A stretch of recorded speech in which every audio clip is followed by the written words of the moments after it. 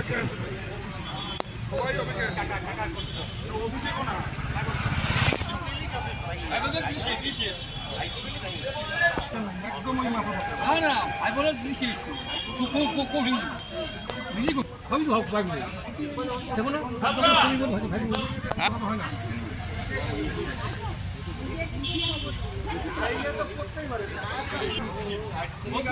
আচ্ছা, তো ডেপুটেশন নেই।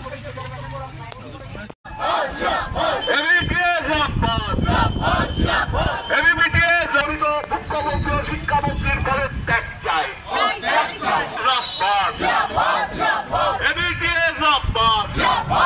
কর্মীদের পুনর্বহাল করার দাবিতে আমাদের লড়াই চলছে।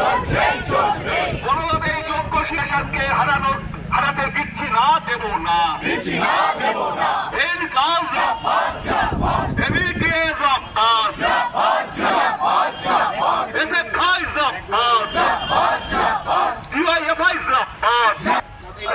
সাথীরা, আপনারা জানেন যে হাইকোর্ট, কলকাতা হাইকোর্ট প্রায় 26,000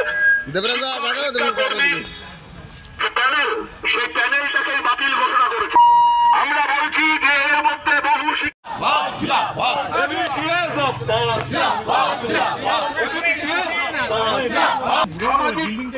হয়রানির শিকার আমাদের রাজ্য সরকারের অপরাধতার বিরুদ্ধে আমাদের লড়াই চলছে।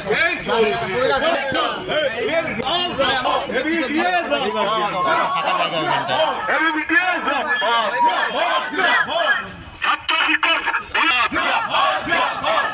ছাত্র যুবক, অবিলম্বে যোগ্য শিক্ষক এবং শিক্ষাকর্মীদের চাকরিতে করতে হবে। আমার বছর আগে বলুন। আমার নাম বিপ্লব ঝা, আমি নিখিলবঙ্গ প্রাথমিক শিক্ষক সমিতির সম্পাদক এবং আজকে যে 4টে সংগঠনের পক্ষ থেকে আমরা এখানে কর্মসূচি করছি তার আহ্বায়ক হিসেবে আজকের এই সভাটা আমরা ডেকেছি, বিক্ষোভ সভাটা ডেকেছি। কি কারণে কি করা বিষয়? আচ্ছা, আমরা 4টে সংগঠন, নিখিলবঙ্গ শিক্ষক সমিতি এবিটিএ, নিখিলবঙ্গ প্রাথমিক শিক্ষক সমিতি এবিপিটিএ, ভারতের ছাত্র ফেডারেশন এসএফআই এবং ভারতের গণতান্ত্রিক যুব ফেডারেশন ডিওয়াইএফআই, এই 4টে সংগঠনের পক্ষ থেকে আজকে আমরা এখানে একটা বিক্ষোভ কর্মসূচি নিয়েছি।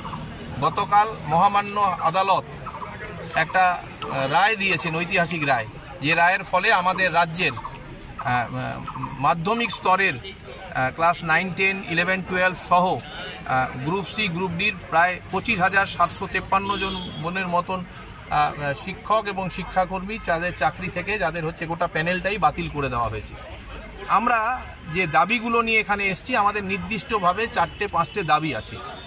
আমরা প্রথমত মনে করি যে এই গোটা ঘটনার দায় রাজ্য সরকারের, রাজ্য শিক্ষা দপ্তরের, এসএসসির এবং শিক্ষা প্রশাসনের, শিক্ষা সংসদের, এবং গোটা দায় এদেরকে নিতে হবে। এই দায় নিয়ে আমাদের হচ্ছে রাজ্যের শিক্ষা প্রশাসনের কর্তা ব্যক্তিদের হচ্ছে যে দায় নিয়ে পদত্যাগ করতে হবে, এটা প্রথম দাবি।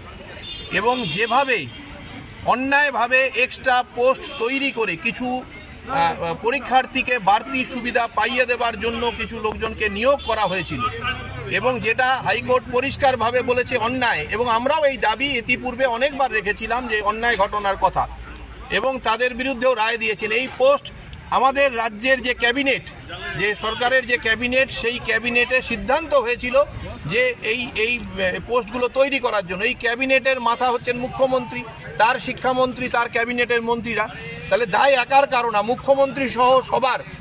সেই কারণে এই সরকারের প্রধান হিসেবে মুখ্যমন্ত্রীকেও এই দায় নিয়ে পদত্যাগ করার দাবি করছি আমরা।